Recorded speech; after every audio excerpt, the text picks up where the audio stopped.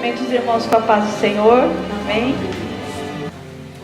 Qualquer coisa aí que vocês ouvirem algum ruído aí não muito interessante, vocês me perdoam, tá? Que tem que acostumar com esse negócio aqui. Amém? Então vamos começar nosso estudo de hoje, um estudo muito bom, muito interessante. Nós vamos estar falando sobre firmando o compromisso. Na semana passada nós vimos, que eles tiveram um acesso à palavra de Deus, tiveram um encontro com a palavra de Deus.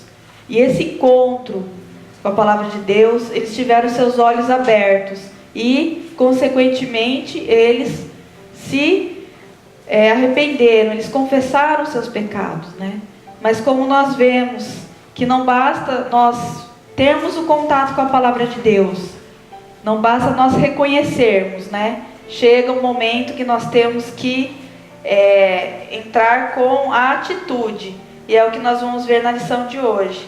Eu não vou estar lendo a princípio, porque nós vamos estar lendo no decorrer da lição, tá?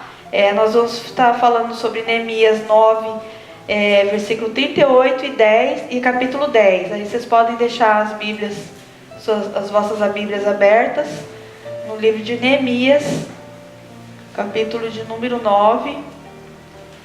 É somente o versículo 38 do capítulo 9 e do 10 nós vamos estar lendo no decorrer da lição. Amém? Bom, primeiramente eu quero dizer que eu estou um pouco triste, porque está faltando aqui duas pessoas, sempre vai estar faltando duas pessoas aqui, Mas a gente faz tudo para a glória de Deus, Meu coração está um pouco sentido, mas eu digo que esses adolescentes, eles devem dar muito valor, no professor que eles vão ter, que eles saibam dar muito valor nessa oportunidade que Deus está dando, A pessoa está deixando de ter um estudo aqui conosco para estar se dedicando a eles. E é assim que a obra de Deus funciona, Nós temos que nos doar de nós mesmos, Muitas vezes mudanças não são muito agradáveis, mas um dia eu e você reconhecemos que nós somos servos. Então nós estamos aqui para fazer a vontade de Deus. Ainda que tenhamos que abrir mão, de pessoas tão abençoadas, que vai estar sempre uma com as crianças e o irmão Suzuki, que nunca vai estar mais aqui conosco, Mas tudo é para o crescimento do reino de Deus, Então eu me coloco diante de Deus, nessa hora, e que Ele venha nos fortalecer e que nós possamos ver os frutos, de todo o trabalho, vai gerar frutos, E como a gente vê aqui, para semear não é fácil. Para você semear é algo dolorido. Ninguém semeia sorrindo, pelo menos eu nunca vi. Eu morei algum tempo no Paraná e eu ia nas chácaras lá e eu vi as pessoas semeando. Eu nunca vi ninguém sorrindo. Para semear, às vezes, bate uma certa insegurança de não saber como vai ser aquela colheita, Como que vai acontecer, se vai vir uma geada e vai levar embora. A pessoa que semeia, ela não sabe, mas ela tem a fé. E nós temos a fé de que nós estamos semeando na vida dessas crianças e desses adolescentes, porque eles sim são o futuro da igreja do Senhor. Eles sim precisam estar sendo preparados, realmente semeados, para dar um grande fruto lá no futuro. Amém? Então todos juntos vamos estar ajudando eles, em oração. Eu peço aos pais que têm os adolescentes, eu sou uma dos adolescentes, e tem a mãe que tem os dois adolescentes, para por favor estar cooperando, trazendo eles, porque as pessoas têm se dedicado para estar ensinando eles, não estão colocando qualquer coisa para eles. Então, nós temos que fazer a nossa parte como pais, nos dedicando. Amém? Então, vamos para a nossa lição. A lição de hoje diz assim: firmando o compromisso. Introdução. Uma reforma estrutural.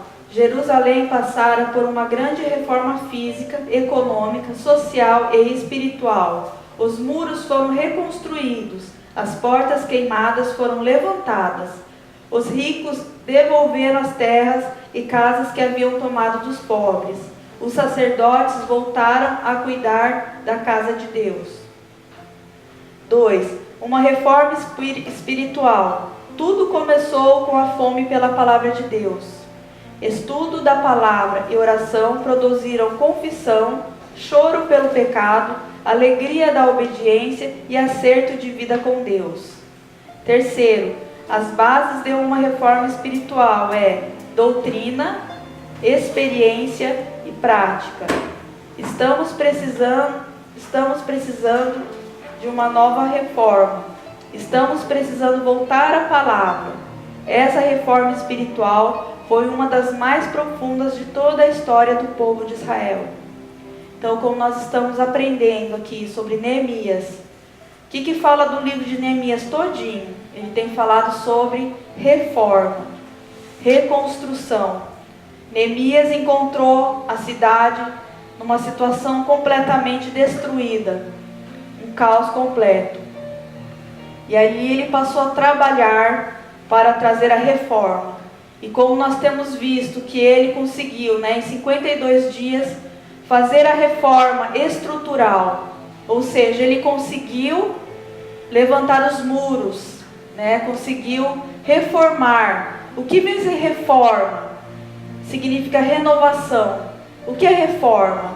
É aquilo que nós vemos muitas vezes que está estragado, então nós reformamos.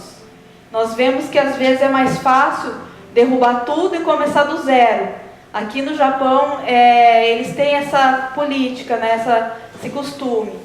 Tá velho? Vamos derrubar tudo e vamos levantar novo. Por quê? Porque reforma requer muito trabalho, requer cuidado, de você deixar aquilo que era antes novamente bonito, novamente ter um novo formato. Reforma, reformar, restaurar, consertar, reparar.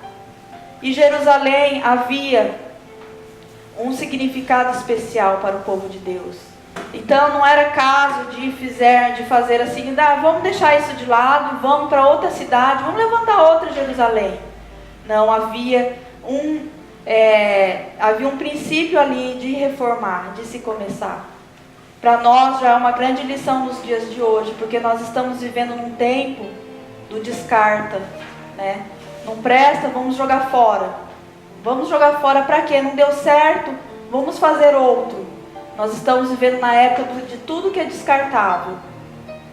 É mais fácil jogar fora do que colocar trabalho ali, do que se empenhar naquele negócio que é difícil para reformar, para ver aquilo resolver de novo, Mas Deus nos ensina que Deus é o Deus de reforma. O Evangelho, a palavra de Deus, não precisa, igual eu sempre falo aqui, não precisa de inovação. E inovação é o quê? É trazer algo de novo. Não precisa. Deus já instituiu a palavra de Deus, os preceitos dele, mas precisa haver o quê? Reforma. O que é reforma? Pegar aquilo que funcionava, que era correto, e reformar, voltar a usar de novo da forma que era principalmente antes. O objetivo diante de Deus. Então nós temos visto nesses dias aqui na igreja, em todo o mundo, as pessoas querendo reformar. As pessoas voltando aos valores bíblicos, voltando à fé verdadeira, reformando aquilo que com o passar dos anos foi perdendo a sua aparência, a sua forma natural, a sua forma que Deus colocou. Então isso que é reforma. Então ali Neemias conseguiu fazer a reforma estrutural, a reforma física. Os muros já estavam bonitinhos, sem brechas, as portas já estavam nos seus lugares, mas precisava da reforma espiritual. E nada que é espiritual acontece se não for pela palavra de Deus. Nós vemos que eles, quando Esdras começou a ler a lei do Senhor, eles começaram a ouvir aquela palavra, e ali eles começaram a ter sede, fome de ouvir a palavra de Deus. E olharam para suas próprias vidas e viram que eles não estavam corretos. Então o que eles fizeram? Eles confessaram.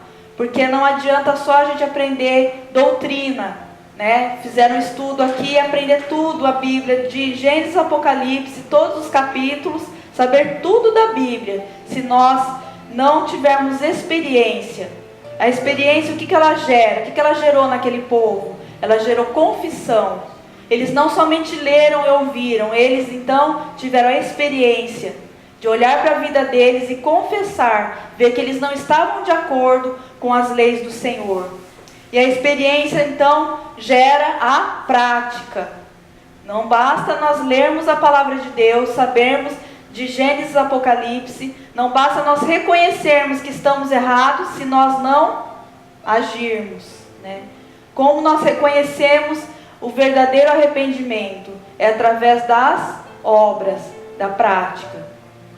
Então, o capítulo 10 de Neemias, ele fala muito sobre isso, que aqueles homens que leram a palavra de Deus, que tiveram aquele encontro com a palavra de Deus, eles viram que não bastava eles reconhecer, eles teriam que colocar em prática aquilo que eles haviam visto na vida deles. Os participantes da reforma, os líderes e o povo. A reforma espiritual alcançou não apenas os líderes, mas a partir deles todo o povo. Homens, mulheres e crianças assumiram o compromisso de andarem com Deus, de obedecerem a palavra de Deus. Fica completamente claro que todos, até mesmo as crianças menores, podiam compreender, participaram deste juramento, por invocar desgraça se não cumprissem sua palavra, que chama imprecação. A oração imprecatória, né? Aquela oração que nós fazemos assim: Senhor, que se nós não obedecermos a tua palavra, que venha sobre nós o seu castigo. O povo daqueles tempos, hoje em dia, ninguém é bobo, né? Hoje em dia o povo só quer orar pedindo: Senhor, me abençoa. Se eu não obedecer, Senhor, não faz nada não, Senhor. Tenha misericórdia. Eu estou na época da graça, Senhor. Nada de... Mas naquele tempo eles faziam. Por quê? Porque eles estavam fazendo um compromisso correto. Um compromisso verdadeiro. Quando nós fazemos um compromisso verdadeiro, nós também colocamos diante de Deus a nossa situação. De que se nós não obedecermos e nós não fizermos, nós estamos cientes de que nós poderemos sofrer consequências por não obedecer os mandamentos e não fazer. Então isso que eles fizeram, isso se chama oração imprecatória. Eles fizeram uma imprecação, que invocaram desgraça se caso não cumprisse sua palavra. Jonathan Edwards, de Religious Affections, aos 20 anos de idade, assumiu um compromisso por escrito com Deus, de que viveria para a sua glória. David Brainerd revelam com os homens de Deus que fizeram aliança com o Senhor. Os grandes avivamentos surgiram quando o povo entrou em aliança com Deus para o buscar, para o conhecer, para o obedecer. Vivemos hoje uma espiritualidade centrada no homem, no que podemos receber de Deus. Precisamos voltar-nos para Deus por causa de Deus. Jonathan Edwards, vocês conhecem? Ele, uma simples pregação dele, homens pecadores nas mãos de um Deus irado. Por ele ter pregado essa simples pregação, as pessoas só de ouvir, elas caíam no chão chorando. Elas se agarravam nas pilastras e falavam: eu não quero morrer, eu não quero, pedindo perdão. E era um homem, era muito interessante, um homem muito tímido. Ele pegava o esboço dele e pregava assim, falando assim, quase não se via o rosto dele. Mas pela palavra que ele pregava, as pessoas caíam e gritando, pedindo perdão. Por quê? Porque ele era um homem que tinha uma vida de oração. Ele, para pregar esse sermão, ele ficou 3 dias e 3 noites orando, jejuando, sem comer e jejuando, buscando de Deus o poder de Deus, buscando de Deus a resposta. Então, por causa da palavra, ali Deus usou aquele homem poderosamente, né? E aqui o que ele fala, ele fez uma coisa que hoje se nós parece loucura. Ele mesmo fez por escrito, ele escreveu ali que ele seria fiel a Deus. Ele fez uma aliança por escrito, né? Nessa noite eu pergunto para você, eu trouxe papel e caneta. Vocês desejariam fazer um contrato por escrito? Se fosse nos nossos dias, será que nós estaríamos prontos para fazer esse contrato? E aí você sabe que todo contrato tem aquelas cláusulas pequenininhas, né? Se não fazer conforme o contrato, terá a multa de tal. Se não fazer, aí vindo no contrato tudinho que Deus vai fazer se não obedecer, se você não fazer o que você propõe, né? Esse homem, ele era tão sério com as coisas de Deus. Ele temia tanto ao Deus poderoso dos céus e da terra, que ele fez esse contrato, escrevendo. E este povo também aqui de Neemias, eles estavam diante de uma decisão. Dali para frente eles queriam obedecer a Deus. Eles não queriam somente viver uma vida religiosa aparente, mas eles queriam obedecer a Deus a partir de suas vidas. Então eles fizeram como se fosse esse contrato. Eles escreveram, colocaram tudo escrito. Foi a maior prova de avivamento daquele tempo de Neemias. Das pessoas realmente mudar as suas vidas em arrependimento. Não da boca para fora, mas com atitudes, né? Então, se nos nossos dias Deus pedisse, eu creio que poucos teriam coragem de assinar. Sabe por quê? Nós estamos acostumados a só falar. Nós estamos acostumados a, no calor da emoção, Senhor, eu te dou tudo, Senhor, eu te entrego a minha vida. Eu falo por mim, muitas vezes, né? Senhor! Aí chega lá fora uma situação. Aí Deus fala, o que você falou 2 horas atrás? Né? Nós estamos acostumados a falar. E na hora de agir, nós não agimos. Então, para que venha a mudança na nossa vida, para que venha o melhor de Deus na nossa vida, nós precisamos ter esse compromisso, né? Não basta nós reconhecermos, nós temos que fazer isso, ter esse compromisso, essa atitude de mudança, como eles fizeram. Aqui no último, aqui está escrito assim: vivemos hoje uma espiritualidade centrada no homem, né? Hoje em dia as pessoas elas vêm para a igreja, elas buscam a Deus para quê? Para quê? A maioria. Se colocasse num telão as nossas orações, ou então no alto-falante, a maioria é aquela: Senhor, me ajuda, Senhor, me abençoa, Senhor, me dá força, eu preciso ouvir tua voz hoje, eu preciso me dar força, né? E aí, essa parte de que a palavra gera em nós verdadeiramente, seria aquela oração: Senhor, eu sou pecador, eu preciso de perdão, Senhor, eu não sou nada diante da tua presença. Como eu posso ser tão errado diante da tua presença? Tu és um Deus tão santo, tão maravilhoso, e eu sou tão pecador. Deveria ser essa sempre a nossa oração, nós reconhecermos, né, que nós não somos nada. Como foi cantado aqui no último louvor, né? Nós não merecíamos que Jesus morresse por nós, mas Ele levou os nossos pecados. Nenhum de nós merecíamos, nenhum de nós somos merecedores. Mas pela bondade dEle, Ele nos amou primeiro, né? Antes de nós amar, antes de nem mesmo a gente imaginar, Ele nos escolheu ainda no ventre da nossa mãe, né? Então nós vemos quão grande é o amor dEle. Então não tem nada a ver com a nossa justiça, não tem nada a ver da gente achar que é bonzinho, né? É mesmo a bondade de Deus. Então nós temos que chegar diante de Deus reconhecendo que nós somos pequenos e somos necessitados da graça dEle, do amor dEle. Amém? Os compromissos da reforma. Versículo do 28 ao 29. Quem pode ler?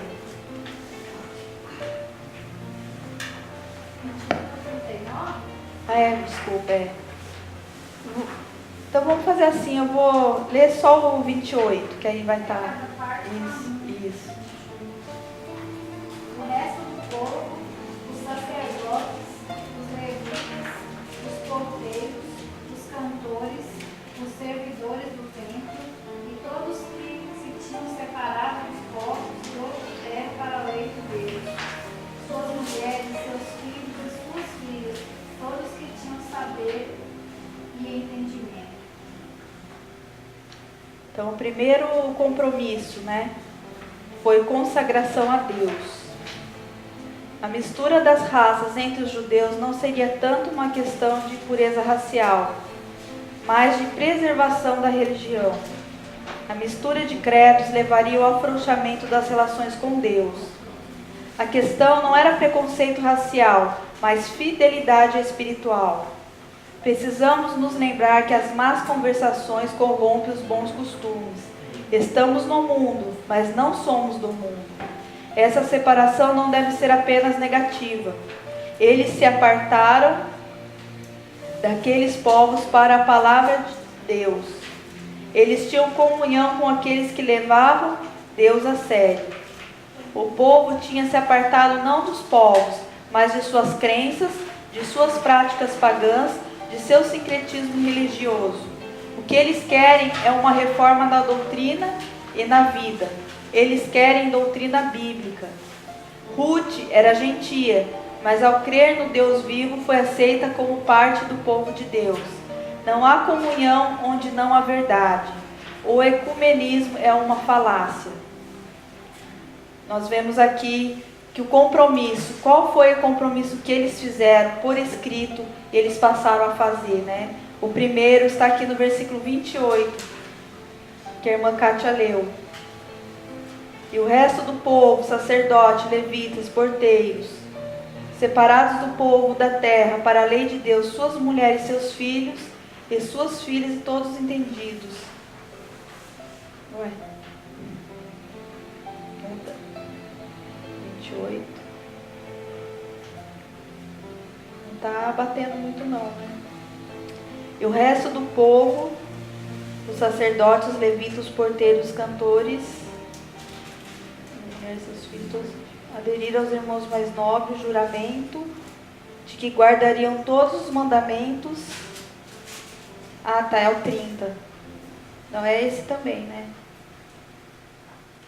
É isso mesmo. Aí o 29 diz assim: firmemente aderiram aos seus irmãos, os mais nobres dentre eles, e convieram num anátema e num juramento que andariam na lei de Deus, que foi dada pelo ministério de Moisés, servo de Deus, e de que guardariam e cumpririam os mandamentos do Senhor, nosso Senhor, e seus juízos e seus estatutos.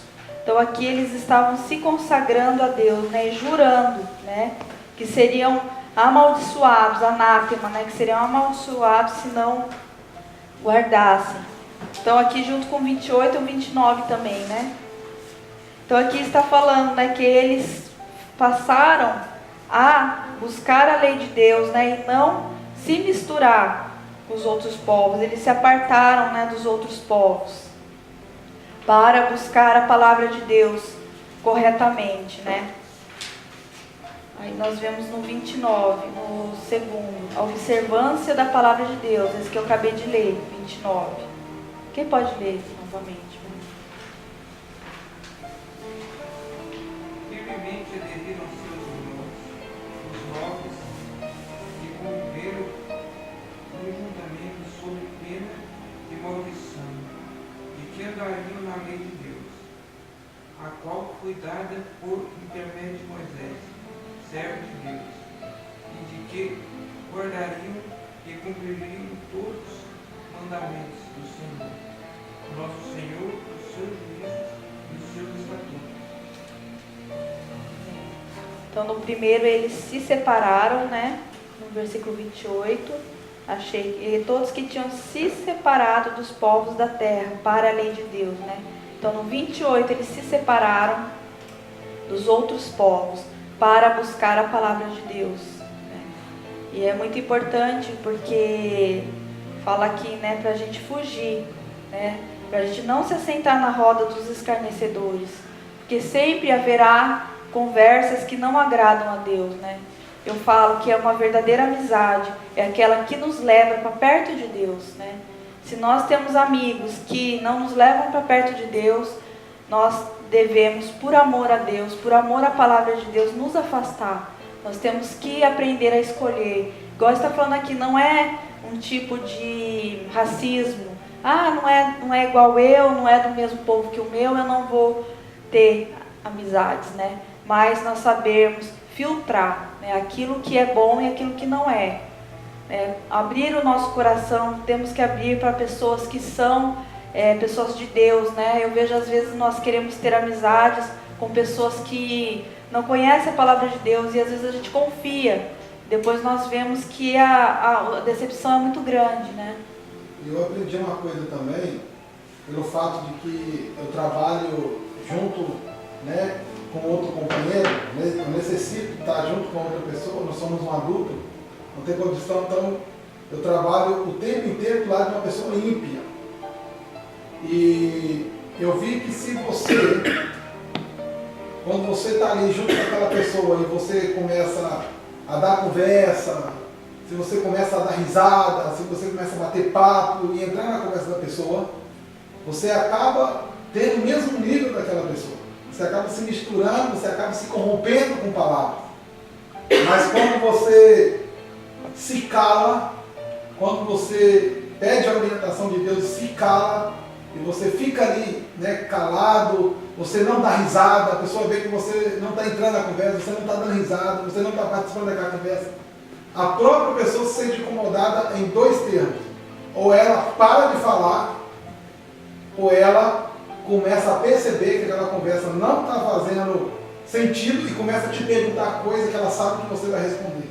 Tipo, eu hoje mesmo estava trabalhando com uma pessoa totalmente diferente era um outro parceiro, e ele viu que eu estava calado o tempo inteiro e não estava querendo conversar, e ele já veio me perguntar: e a igreja, como está? E a família, como está? Puxando conversa, mas querendo conversar aquilo que eu queria conversar.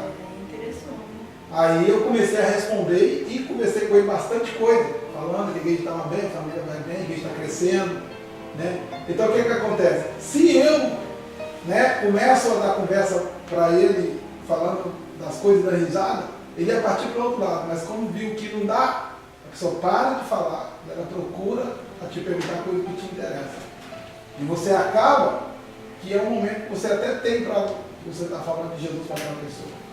Então temos que tomar muito cuidado, principalmente nós trabalhamos em fábrica.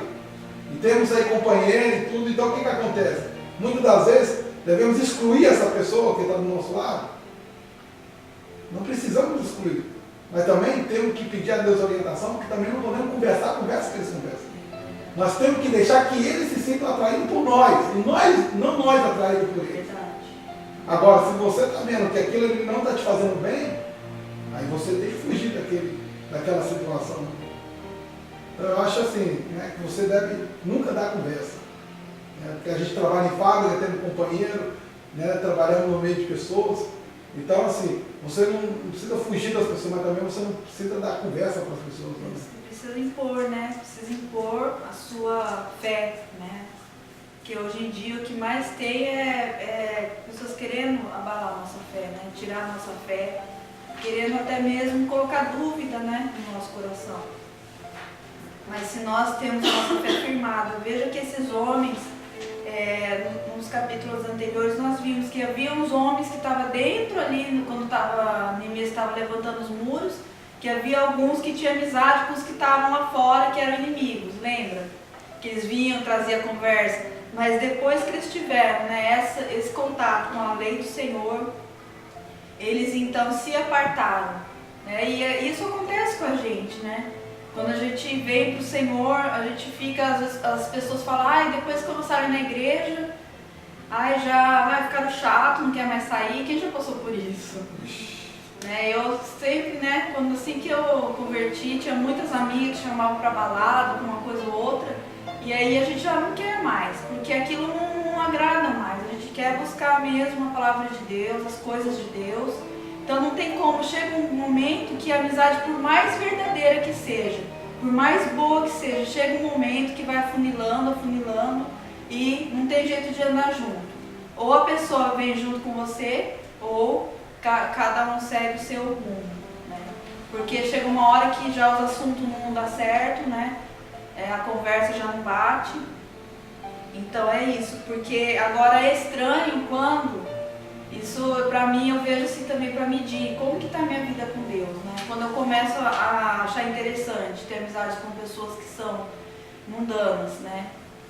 Se eu começo a achar interessante, se aquilo me atrai, eu preciso rever como que está a minha vida com Deus. Porque a palavra de Deus fala que não há comunhão das luzes com as trevas, não tem como, né? Então nós temos que ver. Para mim é um termômetro, né? Se eu estou começando a me agradar ter amizades mundanas, se aquilo eu acho engraçado, acho interessante, então eu não devo estar bem com Deus, né? Porque à medida que eu estou cheia do Espírito Santo, certamente aquilo vai vai chocar, né? Quando a gente vê as coisas assim das trevas, a gente tem aquele impacto na hora de ver. Mas quando a gente está meio assim, meio frio, aí já tudo, é normal, não tem nada a ver, né? Não vejo maldade nenhuma. Só para ganhar para Jesus. Eu falo por experiência própria, porque quando a gente estava meio assim, afastado, meio frio, não tem aquela comunhão com Deus, crente dentro da igreja. Mas eu falo assim, não é questão de estar dentro da igreja, é questão de vida com Deus mesmo, vida pessoal com Deus.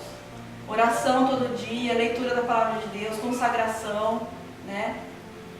E aí tinha as amizades assim, aí falava uma piadinha aqui, outra ali, às vezes até ria junto e falava, não tem nada a ver, não tem nada a ver, né? Mas quando a gente está conectado com o céu, nós não aceitamos esse tipo de coisa.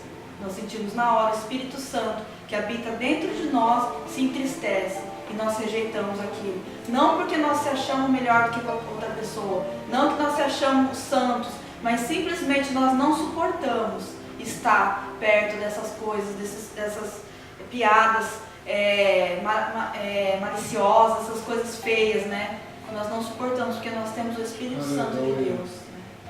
Né? E aí a gente passa a ser bem mais seletivo, né, com as nossas amizades.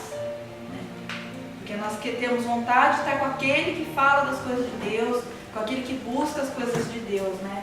Que vai sempre nos acrescentar e não tirar de nós. Né? Então aqui no 29, que eles deram a importância, né? A palavra de Deus. De suma importância é a própria aliança. Há a decisão de se submeter às autoridades das Escrituras. Eles sabem que não podem esperar bênçãos de Deus sem obediência à sua palavra. A palavra de Deus é sua carta de alforria. O povo não busca milagres.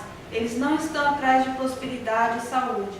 Eles procuram os atalhos do misticismo. Eles entram em aliança para andarem na lei de Deus, para cumprir os mandamentos do Senhor.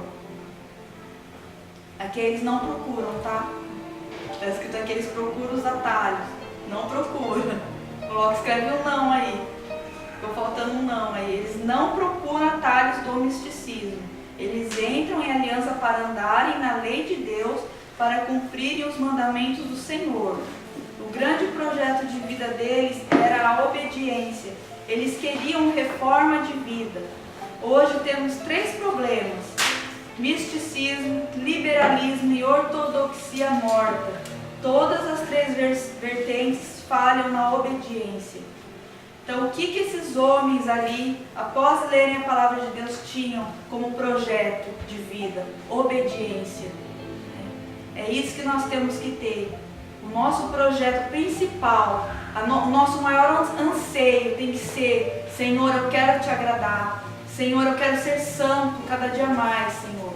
Eu sei que eu sou falho, eu tenho tantas fraquezas, mas eu quero a cada dia te obedecer mais. Hoje eu tenho esse problema, eu me arrependo e não faço mais. Aí depois surge outro problema, se arrepende e não faz mais. Essa tem que ser a nossa ambição. Querer ser melhor para Deus, querer agradar a Deus. Hoje eu fico triste de ver como que está o Evangelho. As pessoas elas vêm para a casa do Senhor só para querer bênção, só para quererem respostas rápidas. Eu fui para a igreja para ver se Deus transforma a minha família. Eu vou para a igreja para ver se Deus me dá cura. E esse tem que ser o nosso principal desejo: obedecer a Deus, correr em obediência. Sabe, ter aquela ambição mesmo. Eu quero ser melhor para Deus a cada dia. Eu preciso ser melhor para Deus. Chegar à noite e falar: Senhor, essa noite, esse dia eu não fui muito. Eu quero ser mais. Senhor, eu não fui, me perdoa, eu tive falhas. Amanhã eu quero ser melhor. Isso que tem que ser a ambição do cristão. Em obediência a Deus, desejar servir a Deus de todo o coração, de toda a alma. Isso que nós temos que buscar verdadeiramente. E essas 3 vertentes: misticismo. O que é o misticismo? É o que as pessoas buscam às vezes na igreja. Vamos lá na profeta tal, que lá ora e Deus fala na hora, revela. Orou, revelou, vamos lá. Quer uma resposta? Não precisa orar não. Lê a Bíblia. E essa história de obediência obediência não, vai na igreja tal que lá o profeta ora para você e resolve o seu problema. Não é assim? Não é um caminho mais fácil? Verdade. Atalhos do misticismo, né? É mais fácil pegar um atalho, em vez de buscar de Deus a santidade, buscar ser transformado, vai atrás dessas coisas de misticismo. Outra vertente, liberalismo. Tudo liberal, né? Tá tudo liberal. Não precisa mais, para que buscar tanto? Para que orar? Para que se santificar? Afinal, estamos na época da graça, né? Só que nós vemos que a graça, por nós termos a graça, ela nos capacita a nós sermos mais santos diante de Deus.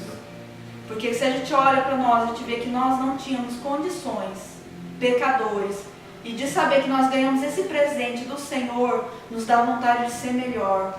Eu não sei vocês, eu tenho essa sensação sempre que eu olho para trás, do tipo de pessoa que eu era, que não tinha tudo para dar errado, não tinha nada, não tinha nem como.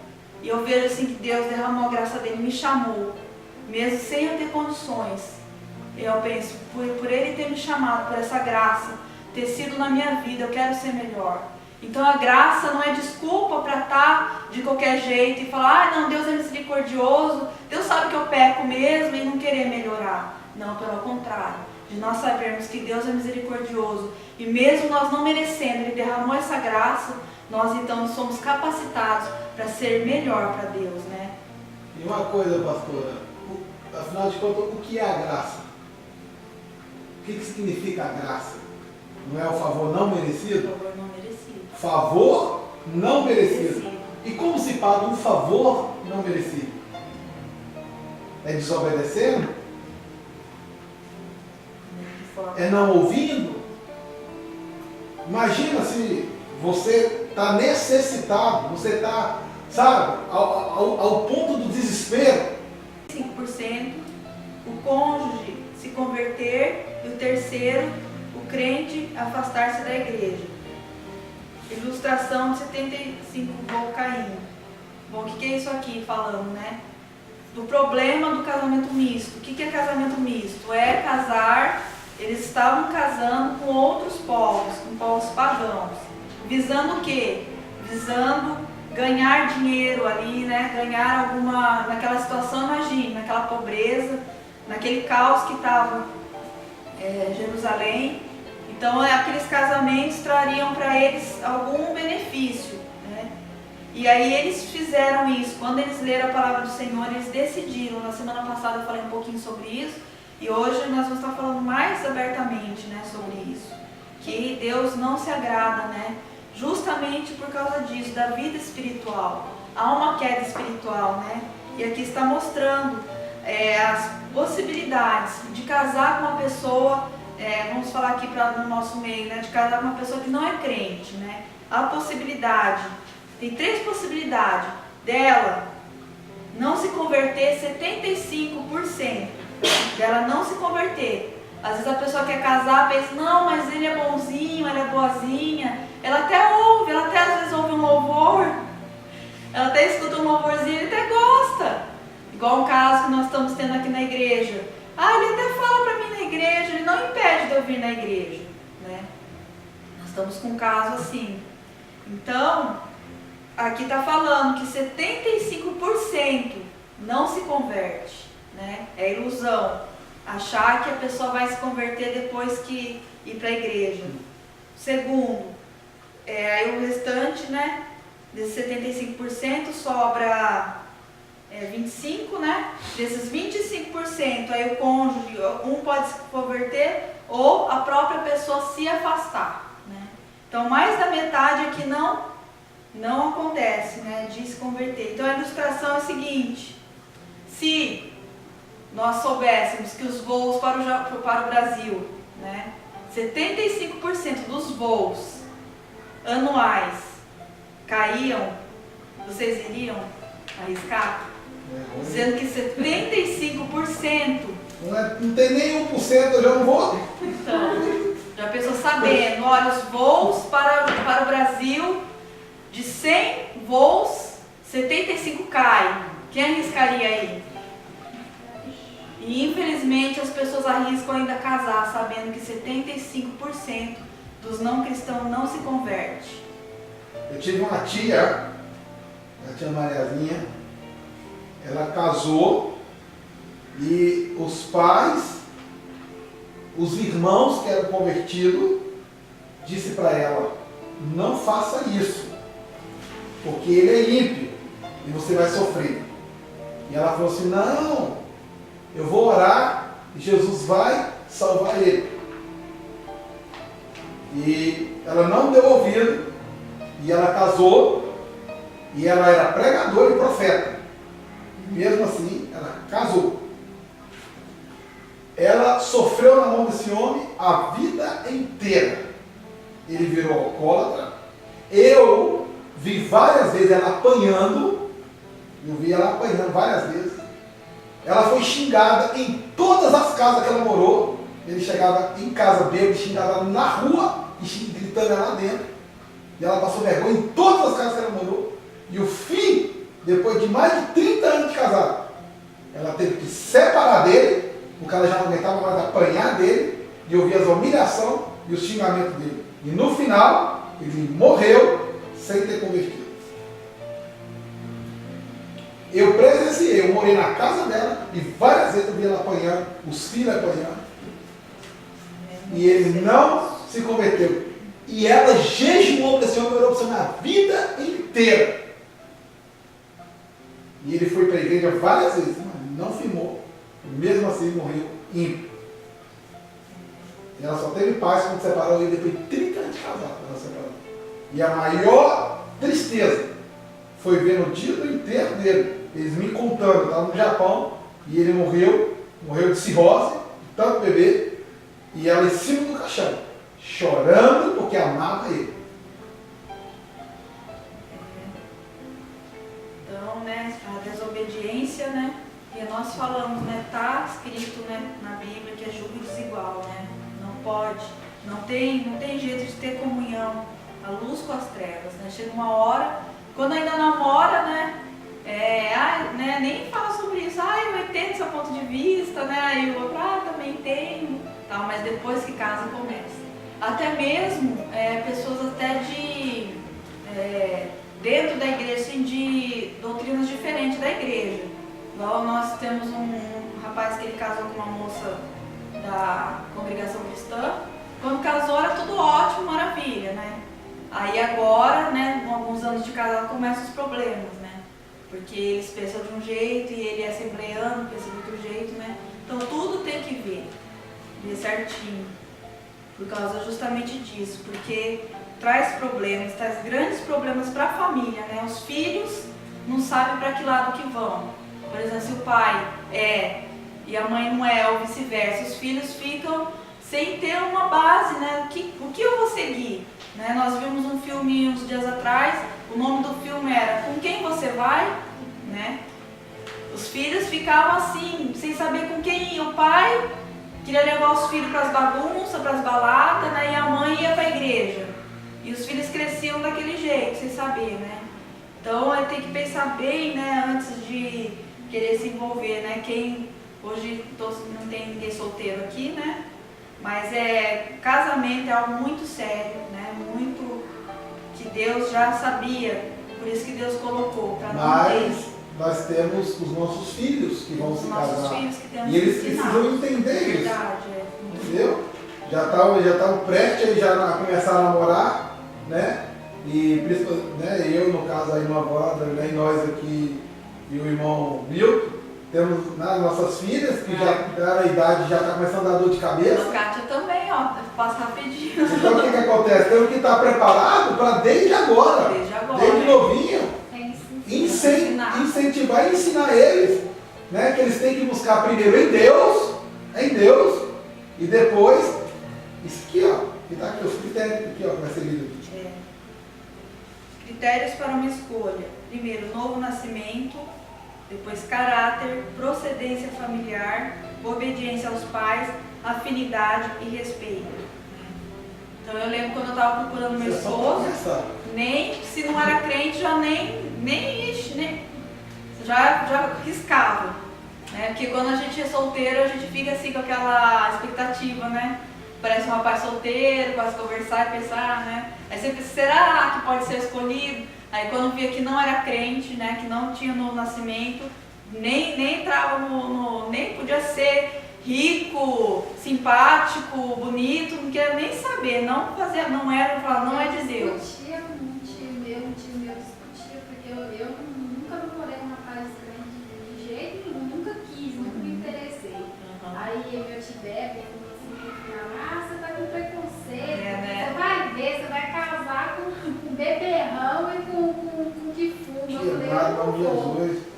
Eu não vou, porque eu vou escolher o que Deus preparou para mim. Amém. Estou apanhando até hoje. Escolheu bem, ó. Então é desse jeito, olha o critério, né? Novo nascimento, caráter, procedência familiar, obediência aos pais, né? Temos que saber quem que é essa pessoa, né? O que vai ser o nosso futuro genro, que vai casar com os nossos filhos, ver se é de boa família, se obedece aos pais, tudo isso nós temos que ver, né? Não temos que ver dessa forma. Eu acho triste que, infelizmente, nos nossos dias nas igrejas, quantas filhas, eu falei semana passada, né? Filha de pastor, casando com pessoas mundanas e tá lá, não tá mais na igreja, não tá, tinha um chamado assim tremendo de Deus e não tá, porque casou com uma pessoa que não era. E aí os familiares falam, é boa pessoa, é honesto, é trabalhador, né? Ou talvez estava fazendo igual eles faziam aqui, traria algum benefício, né? Mas nós não podemos ver isso, nós servimos a um Deus que é vivo. Nós temos preceitos, temos conceitos, né, que nós temos que seguir, princípios, né? E não pode ser vendido, né? Os princípios de servir a Deus verdadeiramente. E uma família, né, onde o esposo e a esposa servem a Deus, é muito mais fácil criar os filhos, né? Amém? Então tá aqui o critério, né? Pena que as solteiras não vieram hoje, mas fica para nós ensinar os nossos filhos. Quarto, a observância do dia do Senhor. Versículo 31. Quem pode ler? Tem de que trazer os povos à terra no dia de sábado, fazendo qualquer dono podem ver nada na lei dele no sábado. Então, o dia santificado, o livre deixaria o ano certo de toda qualquer cobrança. Então, o princípio espiritual tratado aqui é o uso do tempo, a ganância e o vício do trabalho. Os comerciantes de fora colocaram em risco o povo de Deus e mais tarde eles acabaram caindo nessa cilada. Neemias 13, 15 e 22. Deus instituiu um dia para o descanso, um dia para o homem cessar suas atividades de comprar e vender e voltar-se para ele em adoração. Nesse dia nenhum trabalho deve ser feito, é o dia do Senhor. A quebra do sábado era a profanação da religião. O domingo é o dia do descanso, o sábado é o memorial da criação, o domingo é o memorial da ressurreição. Um dos sinais de todo o reavivamento da história é a volta da observância do dia do Senhor. Não se compra nem se vende, não se negocia nem se busca lucros. Hoje o comércio está abrindo, hoje os crentes estão buscando no dia do Senhor tanto o trabalho como outras atividades afins. Hoje não se prepara mais para o dia do Senhor. Nossas festas entram no dia do Senhor e aí as pessoas preferem dormir a vir à casa de Deus. Não buscamos mais o Senhor em primeiro lugar. A busca do lucro em vez da busca da piedade pode ser um grande laço espiritual. É por essa porta que começa a secularização da igreja. Hoje nós temos visto, tem aqui, né, os irmãos que têm mais tempo, né, o presbítero Antônio, e eu lembro ainda quando era criança que eu não era, né, mas eu via o domingo, o dia do Senhor, né, os irmãos iam lá de manhãzinha, pegavam suas bíblias, suas famílias, iam para a igreja, né. Eu achava lindo, ficava vendo. Era o dia do Senhor. Porque o comércio estava parado. O comércio estava parado. Os ímpios não saem. Os ímpios não saem, está tudo domingo. E aí tinha aquele dia lindo, que era o dia do Senhor. E isso tem se perdido com a secularização. Né? Hoje, agora, no Brasil, e aqui, né, que nem se fala. Né? Os shoppings são abertos, né? Um trabalho, uma carga horária muito pesada, né? De segunda a sábado, resta só o domingo. Né? já é coisa já do inferno mesmo, para tirar as pessoas da presença de Deus, para tirar esse dia tão especial, porque se é mandamento, está no coração de Deus. Então é obra do inimigo colocar esses trabalhos assim de segunda a sábado, às vezes até de domingo, né? Ebidem, é coisa do inferno. Eu trabalhei 1 ano na Ebidem, eu falava coisa do inferno, porque domingo, dia de estar com a família, estava lá trabalhando, né? E aí nós vemos assim que é um país como esse que não é cristão, para eles é normal, que eles querem visar o dinheiro, né? Visar só o dinheiro e o lucro. E no Brasil agora no domingo, né? É shopping aberto, as lojas estão abertas, tudo para tirar o dia do Senhor. Então as pessoas preferem ir para um shopping ou no sábado dorme até tarde e no domingo não está aguentando, né? Acordar cedo para ir na igreja. E aí se vai caindo, vai pela metade, não vai inteiro, né? E é dessa forma, e assim o dia do Senhor está sendo perdido. Então, para voltar, para nós, uma forma de reforma, nós temos que prestar atenção no domingo do Senhor. Glória a Deus, louvado é o nome do Senhor, que aqui na nossa igreja, os domingos, os cultos são de manhã, né? Nós damos a primícia para o Senhor. Não importa que ao sairmos daqui nós vamos fazer compra, vamos estar com a nossa família, mas começamos o dia na igreja. Quando começou a ser de manhã, vou ser sincera, no começo eu não ficava muito contente, não, de manhã. Mas depois eu vi como o dia é abençoado, o domingo. Que você levanta cedo, você se prepara para vir na casa do Senhor, você oferece a sua primícia, né? As suas primeiras horas você oferece ao Senhor, e aquele dia rende. Eu lembro quando nós íamos na igreja lá em Minocamo, que também é de manhã, tinha domingo que a gente não ia. Aí eu até falava para ele, nossa, quando a gente não vai, parece que o dia assim não serve para nada, porque a gente ficava em casa enrolando até meio-dia, né? Às vezes dormia, eu ficava lá enrolando, e depois saía tarde e acabava o dia. E quando a gente ia, que ele saía daqui cedinho, né? Saía daqui 8 horas da manhã para pegar o culto lá 10 horas. E aí o dia era gostoso, a gente aproveitava em família, né? Então nós precisamos observar o domingo, né? Deus já deu o domingo para nós, né? Vamos fazer isso correto. Agora, se eu entendi bem, antigamente, antes de Deus dar essa lei, se trabalhavam 7 dias, então. Não existia folga. Não existia folga. Era 7 dias trabalhado. E Deus vendo que o povo trabalhava e não descansava, entendeu? Que não tinha momento de adoração e nada, que era só trabalho. Deus estabeleceu esse sábado. Aí Deus colocou na lei, né, que já foi dado, se não me engano, por Moisés, já estabelecido para ele, para isso. Então, Deus deu uma lei para tirar um dia, né, para que esse dia seja um dia de adoração a Ele. Então quer dizer que esse dia que foi tirado do sábado, não era para descansar. Não era dia de descanso, era dia de adoração. Então quer dizer então que se não tivesse esse dia de adoração a Deus, então você trabalhava por 7 dias.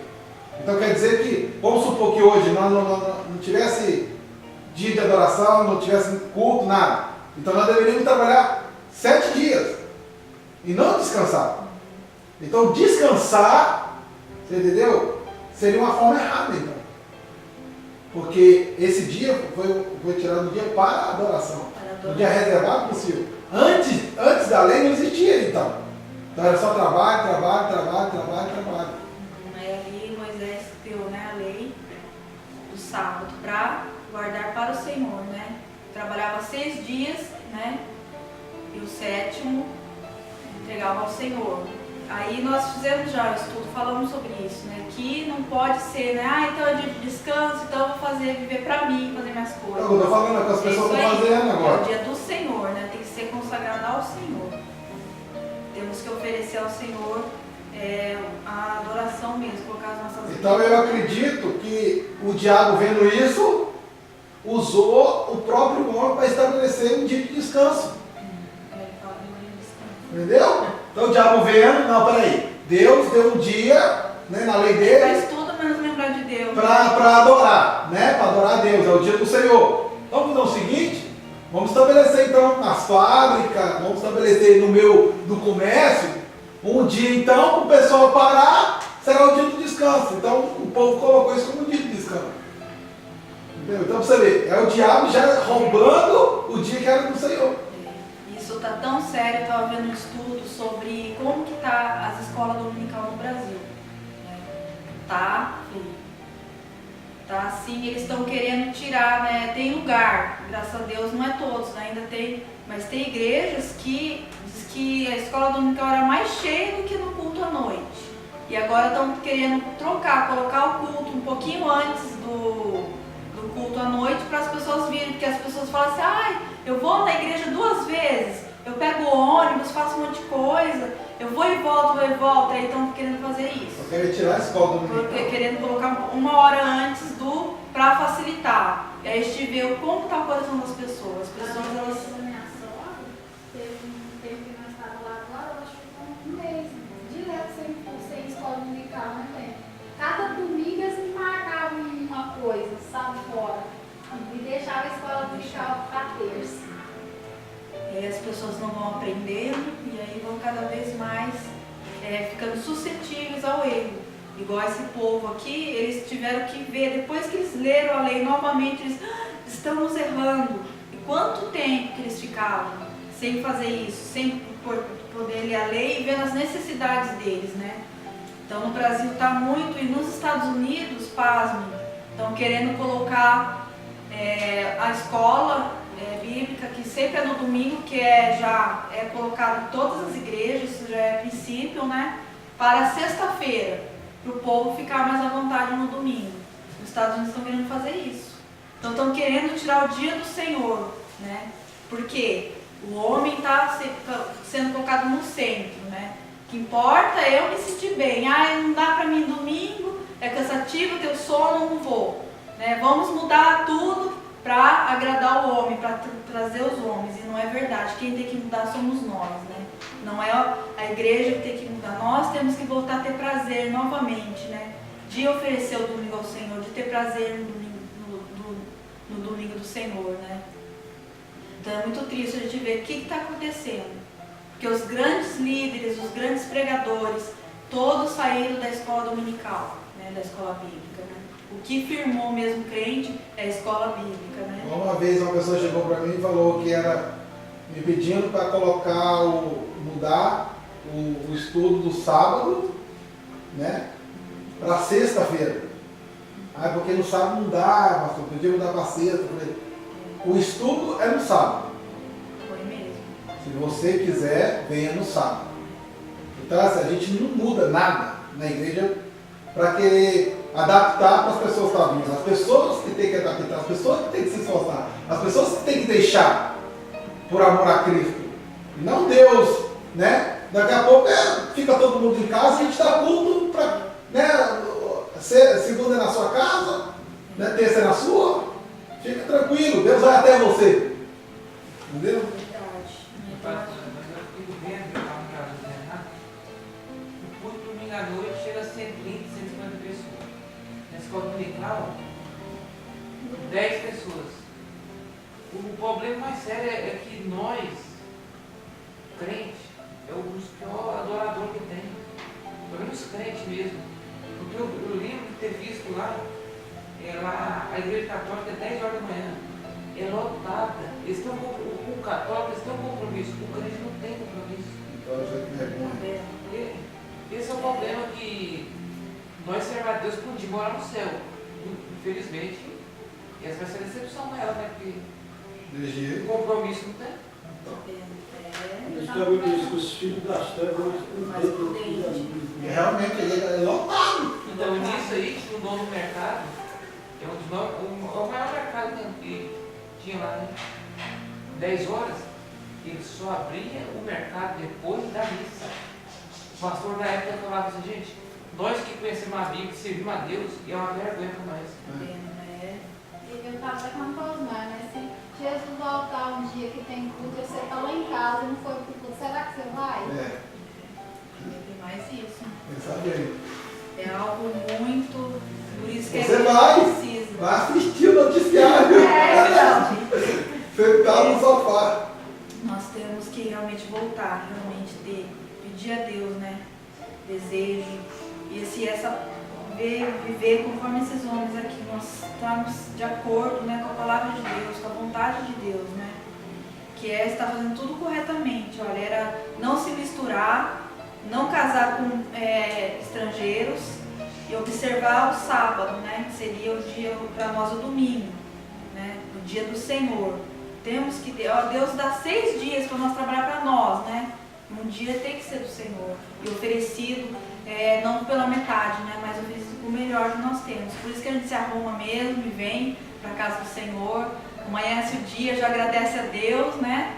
E vem adorar o Senhor. É maravilhoso começar o dia assim, adorando a Deus, né? Quinto, observância do ano sabático, né? Que foi lido também no 31.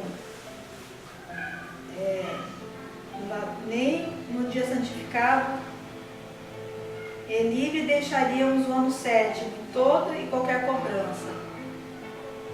O princípio espiritual tratado aqui é a ansiedade pelo futuro e a confiança em Deus. O ano sabático era o ano de descanso da terra e o ano do jubileu, o ano do perdão das dívidas. O povo precisava compreender que a terra é de Deus.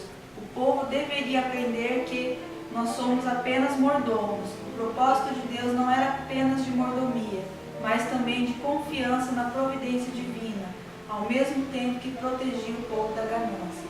Então havia esse ano sabático, né? A cada 7 anos, ninguém colhia, ninguém plantava, ninguém fazia nada.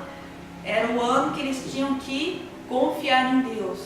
Por que Deus fazia isso? Deixava essa ordenança para justamente trabalhar no coração do homem, que o coração do homem ele é apegado nas coisas, né? E aquele ano que eles não podiam colher e fazer nada, eles teriam que confiar unicamente em Deus, né? Então, nos nossos dias, Deus às vezes permite que a gente passe algumas lutas, algumas privações para a gente aprender a confiar nele. Porque sempre nós ouvirmos o sim de Deus, né?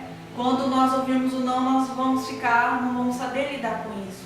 Então o não de Deus, a escassez, muitas vezes nos faz confiar no Senhor, saber que Ele é o dono da nossa vida, né? Se nós temos, Ele é o dono da nossa vida. Se nós não temos, Ele continua sendo o dono das nossas vidas. E Deus queria ver o coração desse povo, né? Nesse ano, mostrando que Ele que era o dono da terra. Interessante que tinha esse ano jubileu, ele era cada, se eu não me engano, 40, não sei se era 49 anos.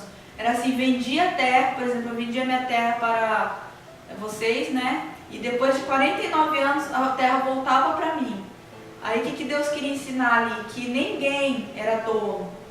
Não ficava assim aquela coisa que é hoje em dia, que poucos têm muita terra e muitos não têm nada. Porque quem tem dinheiro vai só pegando, comprando. Quem não tem, então Deus fazia isso para que todos tivessem. E ninguém se achasse, eu sou dono de tudo. Não, ele era dono até um certo tempo, depois ele devolvia. Voltava ali para o antigo dono. Amém? Então eles passaram a observar então também isso, que eles não estavam observando. 6. A observância das ofertas para a manutenção do culto. Quem pode ler? 32 a 34. Também sobre nós os sermos preceitos, impondo-nos cada ano a terça parte de um ciclo para o ministério da casa do nosso Deus, para os pães da proposição e para o contínuo oferta de manjares e para o contínuo holocausto dos sábados, da lua nova e para a festa solenes e para as coisas sagradas e para o sacrifício pelo pecado, para reconciliar a Israel e para toda a obra da casa do nosso Deus. Até aqui nesse 34. Também lançamos a sorte entre os sacerdotes, levitas e o povo, acerca da oferta da lenha que se há de trazer à casa do nosso Deus, segundo as casas de nossos pais, a tempos determinados, de ano em ano, para se queimar sobre o altar do Senhor, nosso Deus, como está escrito na lei. O princípio aqui é o uso do dinheiro e a importância do culto público. Eles deviam prover a casa de Deus de todos os elementos do culto, os pães, os holocaustos, a lenha. Os sacerdotes e os levitas não apenas cobravam do povo, eles também com alegria e sacrifício ofertavam para a manutenção da casa de Deus. Lembram que logo que chegaram do cativeiro, ao enfrentar a oposição, desistiram de investir na casa de Deus. Construíram casas apaneladas e a casa de Deus foi abandonada. Precisamos ter prazer como Davi de dar o nosso melhor para a casa de Deus. Era uma obrigação de cada judeu sustentar a casa de Deus para que os sacerdotes, levitas, cantores e porteiros fossem sustentados e não precisassem lavrar a terra e os múltiplos sacrifícios fossem mantidos. Exemplo, ministério integral. Então aqui eles voltaram a observar as ofertas e a manutenção, né? Ali, na época de Moisés havia falado, né, que o povo deveria trazer as ofertas, né, para que a casa de Deus fosse mantida. O que mantinha o culto e a adoração? Eram as ofertas do povo. Então ali eles passaram a trazer, né, para que não faltassem as coisas. Nós vemos que antes de Neemias, né, começar a reconstrução dos muros, eles já haviam tentado reconstruir o templo, né, mas teve aquela carta do rei impedindo, eles pararam. É aí que entra aquela profecia de Ageu, né? Ageu falando, vocês vão para suas casas, levam lenha para suas casas e a minha casa está vazia. Aí foi quando ele profetiza que a glória da segunda casa seria maior do que a primeira, né? Mas Ageu falava ali que eles estavam só cuidando de si. Então eles viram que foram impedidos pelo rei, então eles largaram a casa de Deus e foram cuidar das suas casas, né? E quantos de nós fazemos isso, né? Nós queremos o melhor para a nossa casa e para a casa de Deus, né? Vai o usado, vai o lixo, né? Vai aquilo que não presta mais, traz para a casa do Senhor. Os irmãos aqui que foram com a gente ali de Ogá, que viram quando nós pegou o que era aquilo, parecia um lixão de Ogá que estava ali. Então. Era um absurdo, porque o povo. E vieram falar para nós que era doação. Ainda. Jesus Cristo, uma coisa dela. Então aqui Deus via isso, né? Que não deve ser assim, né? O melhor tem que ser para Deus, né? Nós temos que ter prazer de estar ofertando na casa do Senhor. A casa do Senhor, o templo, ele funciona com as nossas ofertas, né? É com a oferta do povo, que traz de bom coração. Nós vimos que ali precisava de pães, holocaustos, lenha, e os próprios sacerdotes, olha o que fala aqui, né, no 34, também lançamos sorte entre os sacerdotes levitas, acerca da oferta da lenha. Então os sacerdotes levitas, eles estavam dentro, começou por eles trazer as lenhas. Então todos trabalhavam ali, todos tinham um único intuito, de fazer a obra de Deus, né, a casa de Deus sempre está bela, bonita, né. Mas nessa época de Ageu aí, eles, como o povo pararam de levar oferta, os sacerdotes e os levitas tiveram que trabalhar. Abandonou o templo e tiveram que trabalhar. E é dessa forma, né, nós vemos aqui, quando falta a manutenção, né, principalmente aqui no Japão, nós vivemos uma época de crise, em 2008, quantos pastores, às vezes pastores que estavam aqui no Ministério Integral, né, passaram necessidade porque faltou essa manutenção. Então é algo muito importante, né, que a casa do Senhor, ela é de acordo com o que cada um vem e faz, cada um vem e traz, né, a casa do Senhor. Porque quando... A oferta e os dízimos, elas têm uma grande importância, ela que mantém, né. E a prova disso é, igual a pastora está falando aí na época da crise aí, quando bateu a crise, o que as pessoas fizeram? Pensaram em quem? Em si mesmo. Na mesma hora. Não preocupou com a igreja, não preocupou com os irmãos, não preocupou com a comunhão, não preocupou com o pastor. Sumiu todo mundo. A igreja ficou abandonada, vazia. O que o pastor teve que fazer? Fechar, pegar a família, ir embora para o Brasil.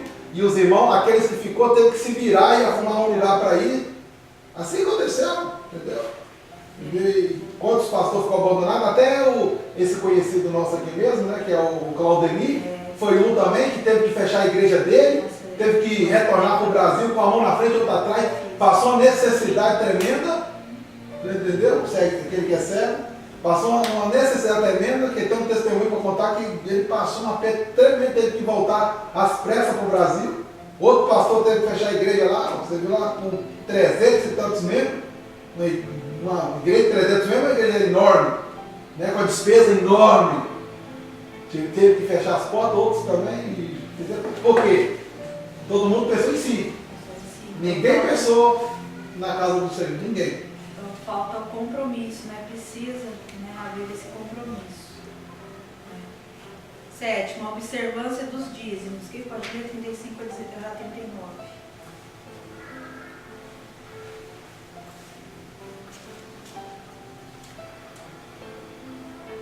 E que também daríamos as primícias da nossa terra, e todas as promessas de todas as árvores frutíferas de ano em ano à casa do Senhor. Os primogênitos dos nossos filhos e dos nossos gado, como está escrito na lei, e que os primogênitos das nossas manadas e das nossas ovelhas traríamos à casa do nosso Deus, aos sacerdotes que ministram nela.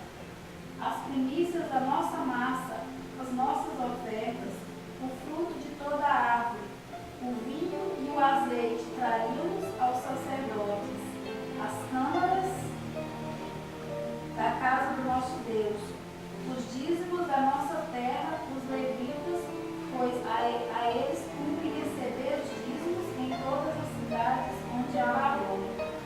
O sacerdote, filho de Arão, estaria com os levitas quando estes recebessem os dízimos, e os levitas trariam os dízimos dos dízimos, a casa do nosso Deus, as câmaras da casa do tesouro.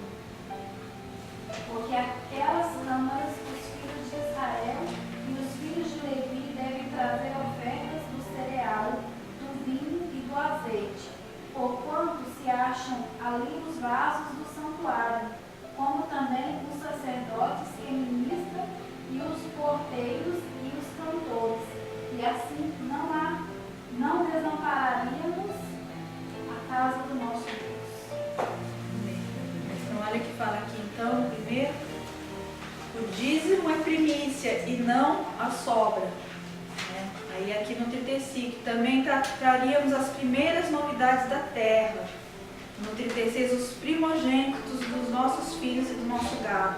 Então o dízimo não é o que sobra. Às vezes as pessoas pensam, eu não estou dizimando, porque aí nunca sobra. Nunca vai sobrar mesmo. Né? Nunca vai sobrar. Porque é justamente por causa disso. Né? Então, o que é o dízimo? É as primícias. Né? A gente tem o costume de, no dia do pagamento, já corre lá no banco, né? Aí já tira correndo. Né? Já separa. Primeiro não vê conta de nada. A primeira que tira é o dízimo, né? Porque é a primícia. B. O dízimo precisa ser trazido à casa de Deus e não administrado pelo ofertante. Está dizendo aqui no 35, e também traríamos as primeiras novidades da nossa terra e todos os primeiros frutos das árvores de ano em ano à casa do Senhor.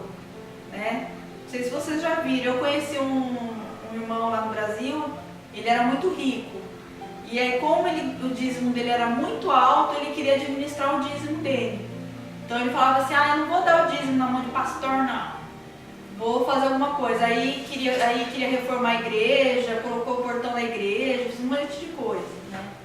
No fim, por causa daquela intenção dele, do coração dele, ele acabou que, como ele era muito influente, acabou dividindo, causando divisão na igreja. Ele já achou que o dinheiro dele era muito, que ele mesmo poderia abrir uma igreja para ele. Aí ele foi abrir uma igreja e levou metade dos irmãos, né? E quando eu cheguei no Brasil, a igreja estava assim, totalmente, só tinha os 5 irmãozinhos, o resto tinha tudo ido com ele, né? Mas aquela rebelião não durou muito tempo. Porque quando eu cheguei lá, a igreja Já só tinha só um nome. mais, só tinha nome, estava fechado. Porque Deus não se agrada dessas coisas. Então o dízimo é para ser trazido, né? E não ser administrado, né? Ou então, o meu dízimo é tanto, vou dar 20% para missão, 30% para não sei quem, para um profeta lá que eu conheço, né? Não, tem que ser trazido na casa do Senhor. E se eu não me engano, esse cidadão que você está falando aqui, na época que eu cheguei lá, ele não estava bem não. Não estava, né? Já estava bem. Se for aquele que mexia com o negócio de pesqueiro lá, ele mesmo. já estava ruim, tinha perdido quase Tinha tudo. perdido tudo, né? Uma vez eu tive uma lição muito forte. Eu quis mandar o meu dízimo para uma igreja e um pastor ligou, eu queria mandar lá para o Brasil, meu dízimo daqui do Brasil. E o pastor mandou um recado para mim falando: você está congregando no Japão? E eu disse: eu congrego aqui no Japão, que era na igreja que eu estava lá em Minocampo. Aí, olha o que o pastor falou comigo: você está comendo lá? Tô. Então entrega lá. Foi uma lição de vida para mim, cara. Eu fiquei até sem graça. Você está congregando? Eu falei: estou congregando. Então, você está comendo lá? Estou. É lá que estou. Então entrega lá. Não precisa mandar o dízimo para cá, não. Ele estava precisando do meu dízimo. Por isso que eu estava até querendo mandar lá, para ajudar a igreja. Querendo, né? Era ajudar a igreja do coração, de lá que eu era. Não, dá lá onde você alimenta. Eu falei: é essa daí. Porque né, é o correto, né? É onde. Mas você é outro pastor, né? É, não, é que mesmo, é de não, Deus. é de Deus. É. De Deus o negócio, hein? Nós estávamos orando para Deus. E ele ainda falou: agora, se você quiser mandar uma oferta para nós, a gente aceita. É outra coisa, né? Oferta é outra coisa. O dízimo tem que ser na casa do Senhor, né? Onde nós estamos, né? O dízimo deve ser recebido pelos levitas, versículo 37, pois cabia a eles a administração dos dízimos. O dízimo precisa ser administrado com transparência, versículo 38. E que o sacerdote, filho de Arão, estaria com os levitas quando os levitas recebessem os dízimos, e que os levitas trariam os dízimos dos dízimos. Então, quando os levitas recebiam os dízimos, quem que estava lá com eles? O sacerdote, né? Estava lá de olho, porque precisa haver transparência. Né? Esse negócio de dinheiro, entrar na igreja e ninguém saber o que está acontecendo, né? É erradíssimo. Que nós vemos no Brasil as pessoas tão enriquecidas, enchendo as suas contas, né? Tem pastor que enche a conta bancária e coloca o dinheiro em um monte de coisa, né? Sem dar a clareza do que tem que ser. Aqui era certinho, ó. Eles traziam os dízimos para os levitas e Arão, né, estava ali de olho. Os filhos de Arão, que eram os sacerdotes, né, estavam de olho, né, para saber certinho. Tem que ser dessa forma, né, tem que haver clareza, transparência.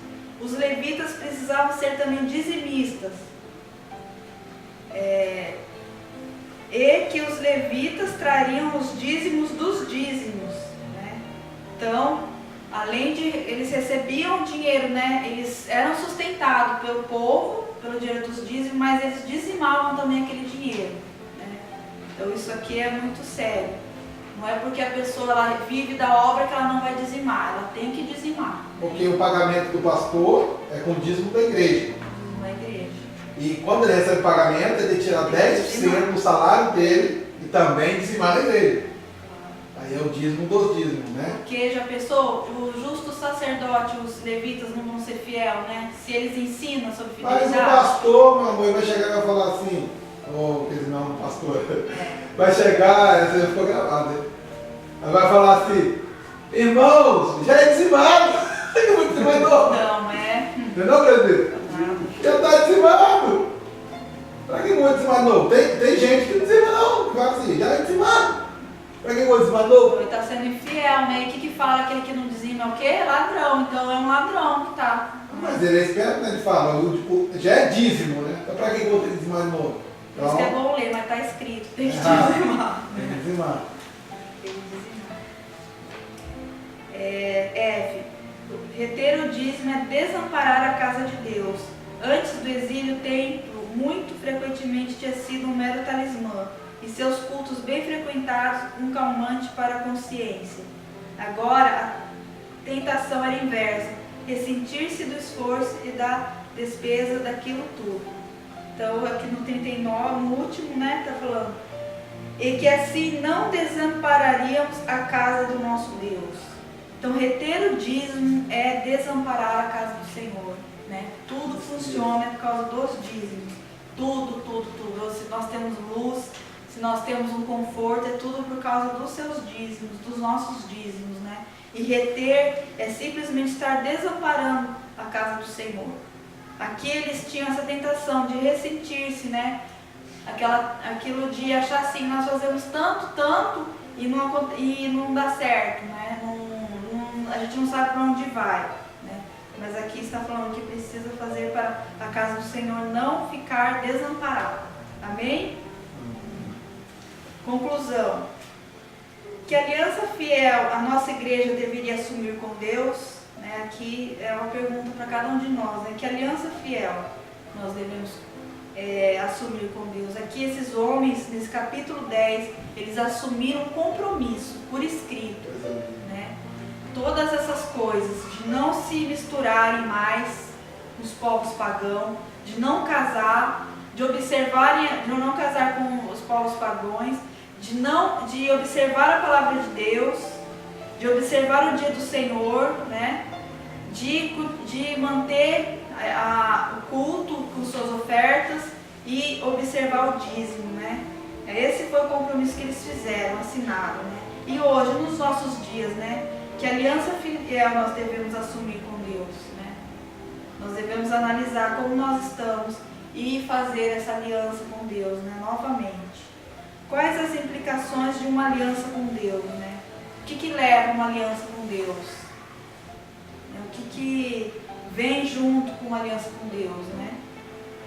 Vem o conhecimento o conhecimento da palavra deve nos levar a um compromisso de aliança com Deus e uma reforma espiritual. B. Uma reforma espiritual pode ser liderada por poucos, mas deve ter a participação de todos, né? Então, o que implica ter uma aliança com Deus, né? É através da palavra de Deus que gera esse compromisso, né? Liderado por poucos, mas a participação de todos, né? Todos têm que estar querendo fazer isso, querendo ter esse compromisso com Deus, né? Querendo ter essa aliança com Deus. Os nossos compromissos com Deus não devem ser apenas gerais, mas também, sobretudo, em áreas específicas. Santificação, casamento, dia do Senhor, contribuição e adoração, né? Nós devemos ver essas áreas específicas das nossas vidas, né? Como que está a nossa santificação com Deus, né? O casamento, né? Será que nós temos feito alianças com pessoas que não servem a Deus da forma que nós servimos, né? Em nome de uma paz, entre aspas, né? Para não debater de frente, às vezes a gente aceita muitas coisas, né? Será que nós temos observado o dia do Senhor como deve ser? Será que nós temos contribuído com amor na casa do Senhor, né? Cada contribuição que nós fazemos, nós sabemos que é para Deus, que é para a casa do Senhor ser mantida. E a nossa adoração, como tem sido, né? Então, esse estudo de hoje, que nós possamos, né? Nós viemos falando já há 3 semanas sobre isso, né? Nós tivemos o contato com a palavra de Deus e depois nós vimos que o contato com a palavra de Deus gera em nós a confissão, né? Gera em nós o arrependimento. E o arrependimento gera em nós, então, a prática, né? O que nós vamos fazer diante disso, né? Nós temos que ser pessoas de palavra, irmãos, né? O mundo já está cansado de somente palavras vazias, o mundo quer ver atitudes, né? Nós temos que agir de coerência com aquilo que nós falamos, né? Se nós professamos a nossa fé, professamos um Deus que é justo, que é santo, nós temos que viver de acordo com Ele, né? As pessoas estão cansadas só de ouvir e não ver nada. Que nós possamos ser pessoas verdadeiramente de atitudes, né? Aquele povo ali, eles resolveram ter atitudes, de mudar, mudando a partir de suas vidas, de suas próprias vidas, né? Então que nós possamos ser a cada dia melhor para Deus, se nós viemos mudar diante de Deus, né? Observar a palavra dele, né? Muitas vezes a palavra dele, os mandamentos dele não é de acordo com o que a gente acha, né? Nós estamos vivendo na época do acho, né? Ah, mas eu acho que não é assim. O que importa é que eu sinto, o que importa é que eu penso, né? Nós temos que deixar de lado esse achismo, né? para estarmos de novo de acordo com a palavra de Deus. Obedecer a Deus ainda que doa, obedecer a Deus ainda que nós temos que chorar, obedecer a Deus ainda que nos custe.